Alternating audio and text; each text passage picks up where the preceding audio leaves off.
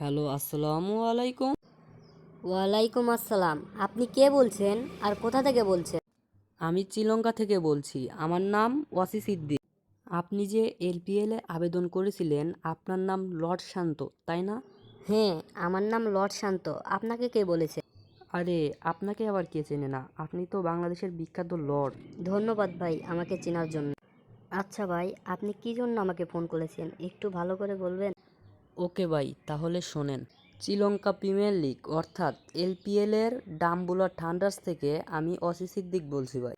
আপনি বাংলাদেশের লর্ড অ্যাসোসিয়েশনের সভাপতি হওয়ার কারণে আপনাকে ডাম্বুলা থান্ডার্স থেকে একটি নিয়োগ দেওয়া হয়েছে। আপনি ডাম্বুলা থান্ডার্সের হয়ে খেলতে পারবেন। কি বলেন ভাই? এটা তো আমার মতো লর্ড শান্তর জন্য খুব একটি বড় খবর। হ্যাঁ ভাই, তাই আপনি কি ডাম্বুলা থান্ডার্সের হয়ে খেলবেন? কি বলেন ভাই? আমি তো ডাম্বুলা থান্ডার্সের হয়ে খেলবো, কারণ আমি তো একটা খুব বড় লট, বাংলাদেশের বিখ্যাত লট।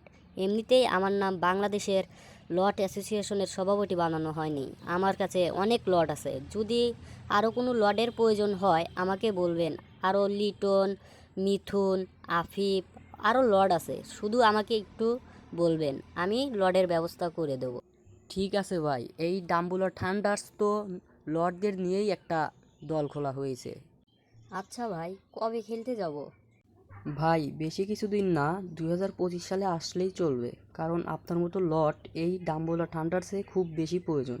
কারণ লট ছাড়া তো আমরা কাপ নিতে পারবো না। আপনার মতো বাংলাদেশি বিখ্যাত লটকেই দরকার। আপনি তো বাংলাদেশের লট অ্যাসোসিয়েশনের সভাপতি, তাই আপনাকেই দরকার। ওকে ভাই, আর প্রশংসা করিয়েন না। আচ্ছা ভাই, তাহলে 2025 সালে এলপিএলে চলে আসেন কিন্তু।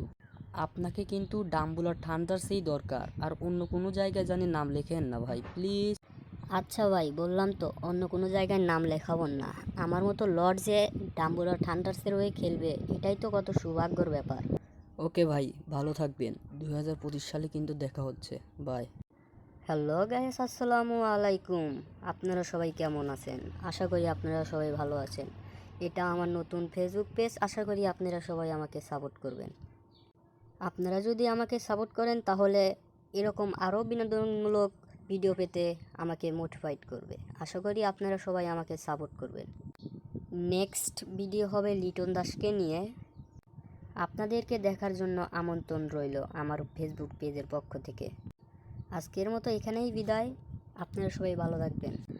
আসসালামু আলাইকুম ওয়া রাহমাতুল্লাহি ওয়া বারাকাতুহু।